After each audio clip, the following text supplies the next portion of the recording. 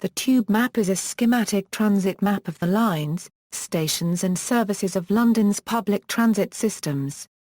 The London Underground is the base of the map, but the map also includes the Docklands Light Railway and the London Overground network. In newer versions, the Emirates Air Line cable car and sometimes the London Tramlink are included. As a schematic diagram, it does not show the geographic locations but rather the relative positions of the stations, lines, the station's connective relations, and fare zones.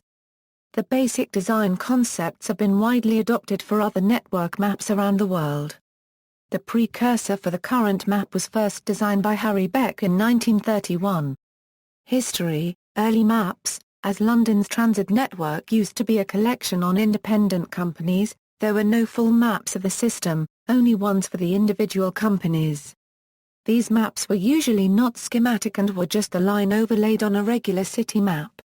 The companies did not integrate their service with another companies and did not cooperate with advertising their services together. The first combined map was published in 1908 by the Underground Electric Railways Company of London in conjunction with 4 other underground railway companies using the Underground brand as part of a common advertising factor. The map showed 8 lines, a 4 operated by the UERL and 1 from each of the other 4 companies, UERL lines, Bakerloo Tube Brown, Hampstead Tube Grey, Piccadilly Tube Yellow, District Railway Green. Other lines, Central London Railway Blue, City and South London Railway Black, Great Northern and City Railway Orange, Metropolitan Railway Red. Being geographically based presented restrictions in this early map. To enable sufficient clarity of detail in the crowded central area of the map, the extremities of the district and metropolitan lines were omitted, so a full network diagram was not provided. The problem of truncation remained for nearly half a century.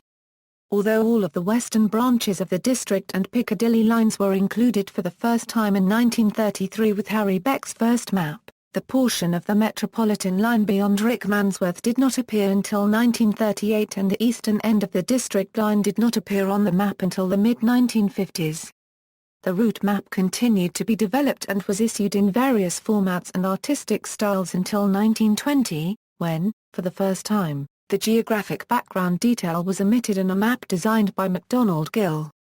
This freed the design to enable greater flexibility in the positioning of lines and stations.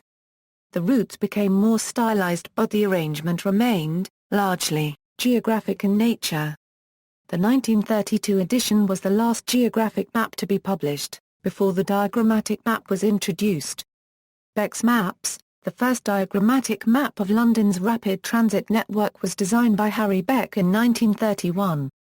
Beck was a London Underground employee who realised that because the railway ran mostly underground, the physical locations of the stations were irrelevant to the traveller wanting to know how to get to one station from another, only the topology of the railway mattered. This approach is similar to that of electrical circuit diagrams. While these were not the inspiration for Beck's maps, his colleagues pointed out the similarities and he once produced a joke map with the stations replaced by electrical circuit symbols and names, with terminology such as Bakerlight for the Bakerloo line. To this end, Beck devised a simplified map, consisting of stations, straight line segments connecting them, and the River Thames. Lines ran only vertically, horizontally, or on 45-degree diagonals. To make the map clearer and to emphasize connections, Beck differentiated between ordinary stations and interchange stations. London Underground was initially skeptical of his proposal. It was an uncommissioned spare-time project, and it was tentatively introduced to the public in a small pamphlet in 1933. It immediately became popular, and the Underground has used topological maps to illustrate the network ever since. Despite the complexity of making the map, Beck was paid just 10 guineas for the artwork and design of the card edition. After its initial success, he continued to design the Underground map until 1960, a single 1939 edition by Hans Schäger being the exception. During this time, as well as accommodating new lines and stations, Beck continually altered the design, for example changing the interchange symbol from a diamond to a circle, as well as altering the line colours the central line from orange to red, and the Bakerloo line from red to brown. Beck's final design, in 1960, bears a strong resemblance to the modern-day map. Beck lived in Finchley and one of his maps is still preserved on the southbound platform at Finchley Central Station on the Northern Line. In 1997, Beck's importance was posthumously recognised, and currently the statement "this diagram is an evolution of the original design conceived in 1931 by Harry Beck" is printed on every London Underground map. After Beck, by 1960, Beck had fallen out with the Underground's publicity officer, Harold Hutchison. Hutchison, though not a designer himself, drafted his own version of the tube map that year. It removed the smoothed corners of Beck's design and created some highly cramped areas. In addition, lines were generally less straight. However, Hutchison also introduced interchange symbols that were black and allowed multiple lines through them, as opposed to Beck who used one circle for each line at an interchange, colored according to the corresponding line. In 1964, the design of the map was taken over by Paul Garbett who, like Beck, had produced a map in his spare time due to his dislike of the Hutchison design. Garbett's map restored curves and bends to the diagram, but retained Hutchison's black interchange circles. Garbett continued to produce underground maps for at least another 20 years. Tube maps stopped bearing the designer's name in 1986, by which time the elements of the map bore a very strong resemblance to today's map. Today, the tube map bears the legend, "This diagram is an evolution of the original design conceived in 1931 by Harry Beck" in the lower right-hand corner. While the standard tube map mostly avoided representing mainline rail services, a new variant of the map issued in 1973, the London's Railways map, was the first to depict tube and surface rail services in a diagrammatic style closely matched to Beck's designs. This version was created by Tim Demuth of the London Transport Publicity Office and was jointly sponsored by British Rail and London Transport. Demuth's map did not replace the standard tube map but continued to be published as a supplementary resource, later known as the London Connections map. Some alterations have been made to the map over the years. More recent designs have incorporated changes to the network, such as the Docklands Light Railway and the extension of the Jubilee line. It has also been expanded to include certain rail lines not part of the Underground network, and to indicate which tube stops connect with national rail services, rail links to airports, and river boats. In some cases, stations within short walking distance are now shown, often with the distance between them. Further, step-free access notations are also incorporated in the map. In addition, since 2002 the fare zones have been added, to better help passengers judge the cost of a journey. Nevertheless, the map remains true to Beck's original scheme, and many other transport systems use schematic maps to represent their services, likely inspired by Beck. Despite there having been many versions over the years, somehow the perception of many users is that the current map actually is, more or less, Beck's original version from the 1930s, a testament to the effectiveness of his design. Beck did actually draw versions with other formats, 22 or 1/2 degrees rather than 45. And an unused version for the 1948 Olympic Games. One of the major changes to be made to the revision of the tube map put out in September 2009 was the removal of the River Thames. Although historically the river was not present on several official maps, from 1921 it was absent for several years. The Thames-free 2009 version was the first time that the river has not appeared on the tube map since the String M or Pocket map of 1926.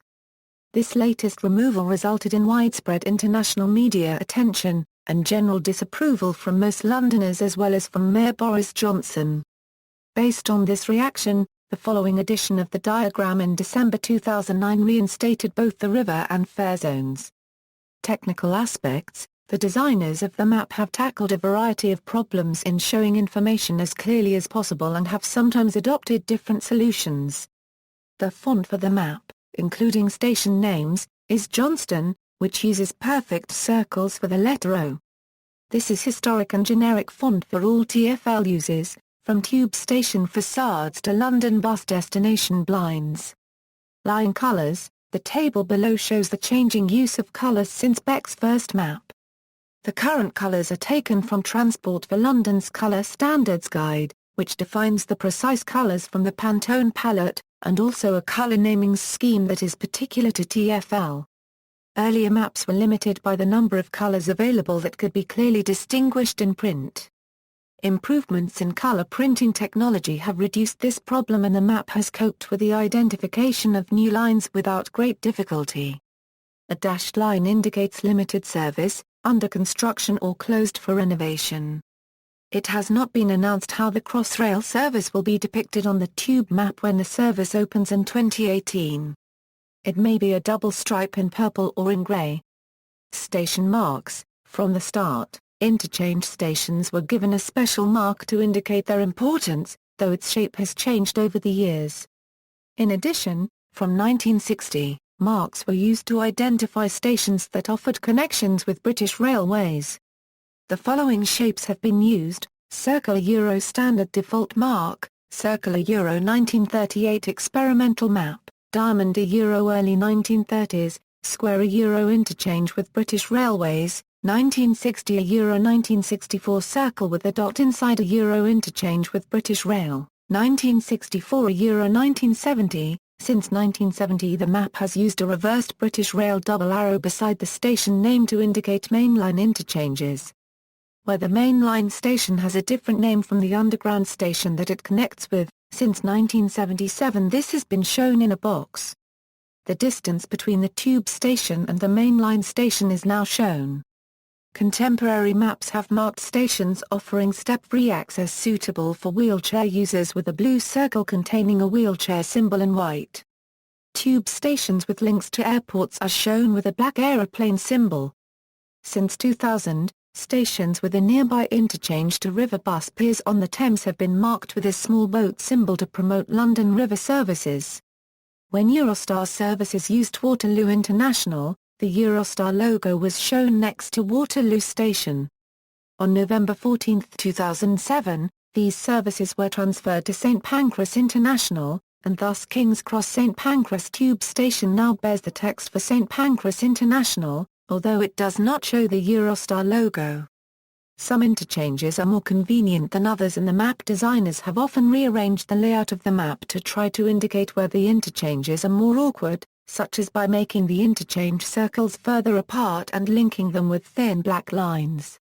Sometimes the need for simplicity overrides this goal. The Bakerloo Northern Line's interchange at Charing Cross is not particularly convenient and passengers may be better off changing at Embankment, but the need to simplify the inner London area means that the map seems to indicate that Charing Cross is the easier interchange.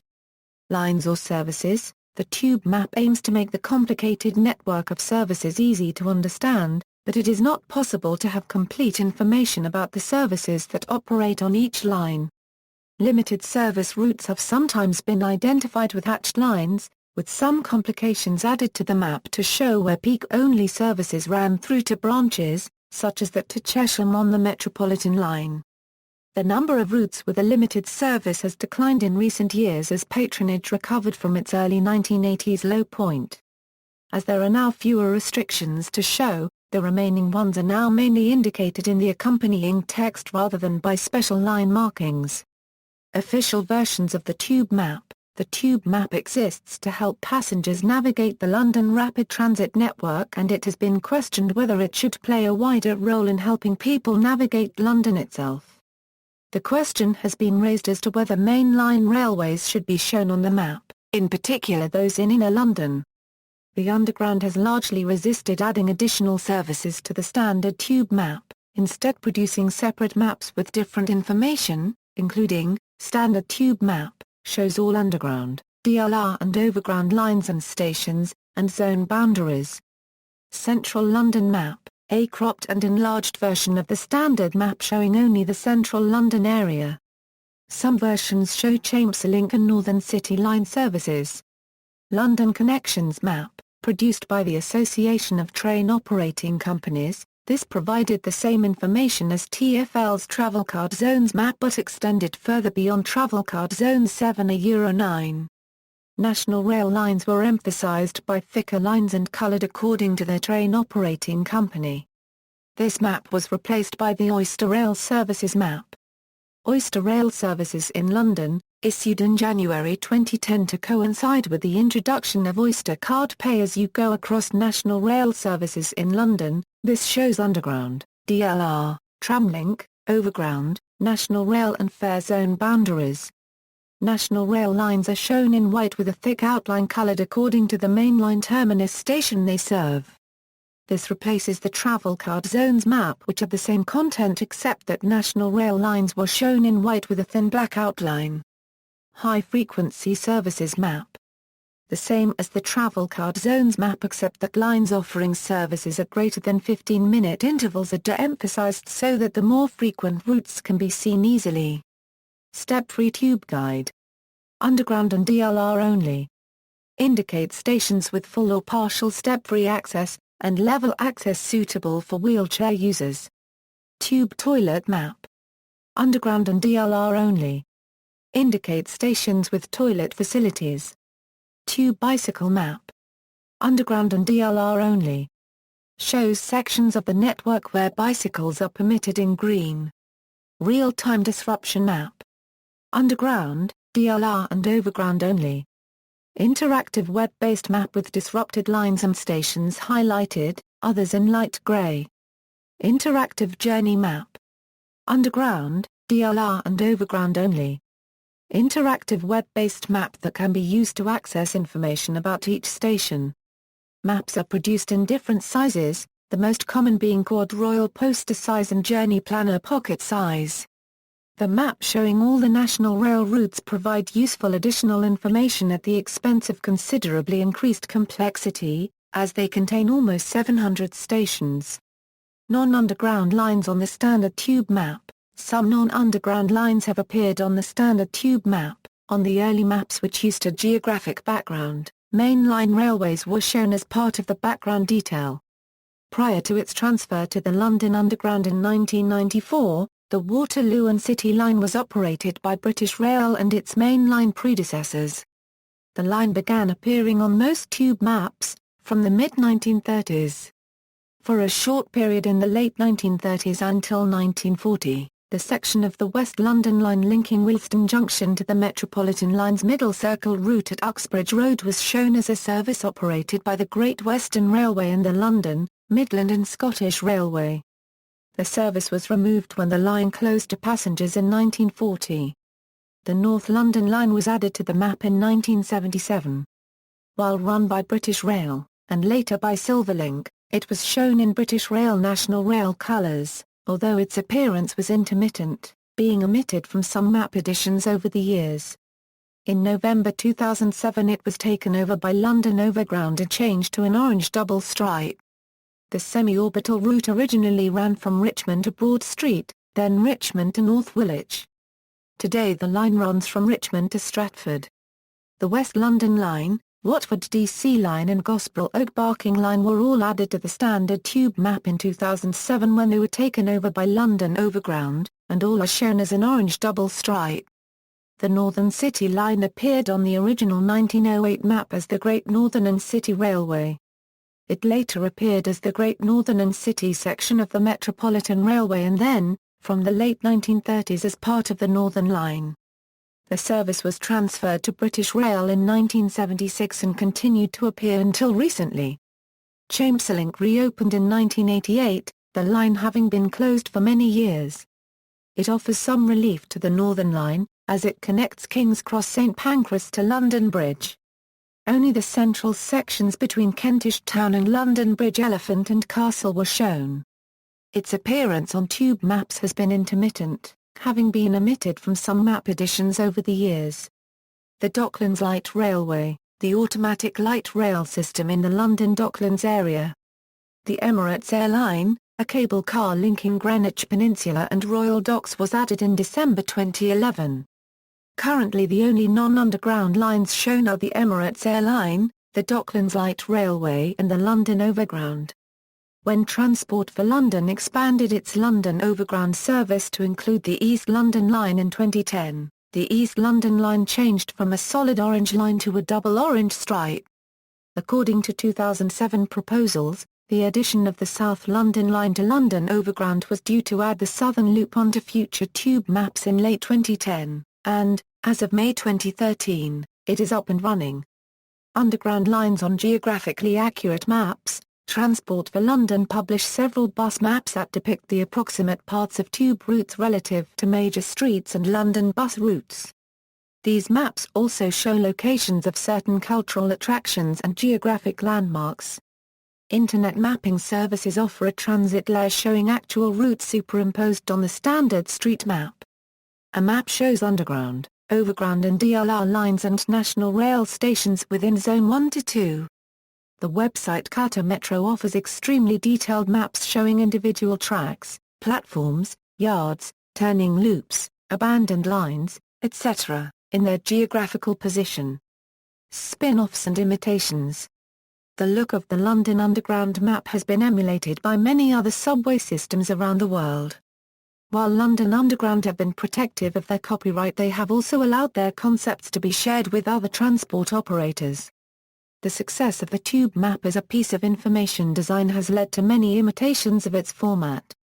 What is probably the earliest example is the Sydney Suburban and City Underground Railway map of 1939. Not only does it follow Beck's styling cues, but in size, design and layout it is a near clone to the London map of the late 30s, right down to the use of the Underground roundel. In 2002 Transport for London launched a series of London buses spider diagrams to display at bus stops around the city, conveying bus route information in a schematic style similar to Beck's design, with straight lines and 45-degree angles depicting geographically distorted bus routes, coloured lines and numbers to differentiate services, and graphical markers to show bus stops. Tube and rail lines are not included, but interchanges are denoted with appropriate symbols by bus stop names, such as the tube roundel. Unlike the traditional tube map, the bus maps display services appropriate to specific transport hubs rather than a full network. Each map also contains a central rectangle of a simple, geographically accurate street map to display the positions of bus stops. Outside this rectangle, the only geographic feature to appear on the bus maps is the River Thames. These maps are also available for electronic download, with map collections ordered by London Borough. The bus maps were designed for TfL by the cartographic design company T-Carta Group. An isochrone map of the network was made available in 2007. In 2009, British Waterways produced their own map of London's waterways in a tube-style diagrammatic map, depicting the River Thames, the various canals and subterranean rivers in the city. In June 2011, British designer Mark Node unveiled his vision for a more geographically accurate London Underground map. The map is an attempt to see if it is possible to create a geographically accurate representation of the Underground system while still retaining some of the clarity of Beck's original diagram. It uses similar principles, fixed line angles in this case 30 and 60 degrees instead of 45 and shortens the extremities of the lines to make it more compact. The network's 150th anniversary in 2013 was celebrated by a Google Doodle on the search engine. Cultural references. The design has become so widely known that it is now instantly recognizable as representing London. It has been featured on T-shirts, postcards, and other memorabilia. In 2006, the design came second in a televised search for the most well-known British design icon. It is widely cited by academics and designers as a design classic, and it is due to these cultural associations that London Underground does not usually permit the design to be used or altered for any other purpose. This has only been officially sanctioned on a few occasions. David Booth's The Tate Gallery by Tube is one of a series of publicity posters for the Underground. His work showed the lines of the map squeezed out of tubes of paint and has since been used on the cover of the pocket map. In Tate Modern hangs The Great Bear by Simon Patterson, a subtle parody of the contemporary map design, first displayed in 1992, in which the station names on the tube map have been replaced by those of famous figures. In 2003, to coincide with the publication of a book about tube maps from all over the world, The London Transport Museum released a World Metro Map poster strongly based on the London diagram and approved by TfL. Albus Dumbledore, a central character in the Harry Potter series, has a scar just above his left knee that is in the shape of a tube map. In 2006, The Guardian published a design based on the tube map, purporting to show the relationships between musicians and musical genres in the 20th century. On January 11, 2007, Lord Adonis unveiled a depiction of the map featuring the names of successful schools and students at GCSE level as part of the London Student Awards 2007. The Royal Shakespeare Company produced a map in 2007 linking Shakespearean characters according to their traits in a diagram which resembles the map for complexity. Stylistic aspects of the London diagram, such as the line colours and styles, the station ticks or interchange symbols, are also frequently used in advertising. Animals on the Underground. Animals on the Underground is a collection of over 20 animal characters depicted using only lines, stations and interchange symbols on the London Underground map, created by illustrator Paul Middlewick in 1987. In 2003, the concept was used in a poster campaign by advertising agency McCann Erickson to promote the London Zoo. The pictures have also appeared on London television and in press articles around the world including the Daily Mail, The Guardian and the Metro. The designs are a registered trademark, and as of 2009 Middlewick has depicted a total of 38 animals. The International Fund for Animal Welfare ran a fundraising poster campaign on the London Underground in April 2008. The posters used the seal, elephant and whale images to raise awareness of seal hunting in Canada, the ivory trade and whale hunting respectively. The animals have appeared many times in London's Metro newspaper. Animals on the Underground concept and images are copyright protected and uses the London Underground map, symbol and typeface under license. In May 2010, a children's storybook was released that used the characters, titled Lost Property. It is the story of an elephant called Elephant and Castle, who loses his memory and is helped by Angel the angelfish. The book was illustrated by Middlewick, and written by John Sayers, and the official launch took place at the London Transport Museum. See also: New York City subway map, references. Further reading: Dow, Andrew, Telling the Passenger Where to Get Off, ISBN 1-85414-291-7, Garland, Ken, Mr. Beck's Underground Map, ISBN 1-85414-168-6, Leboff, David and Demuth, Tim, No Need to Ask. ISBN 1-85414-215-1, Ovenden, Mark, Metro Maps of the World, ISBN 1-85414-288-7, Ovenden, Mark, Transit Maps of the World, ISBN 0-14-311265-1, Roberts, Maxwell, Underground Maps after Beck, ISBN 1-85414-286-0, Rose, Douglas, The London Underground, A Diagrammatic History, ISBN 1-85414-219-4, External links, Tube Maps from TfL, Mark Notes Underground Diagram.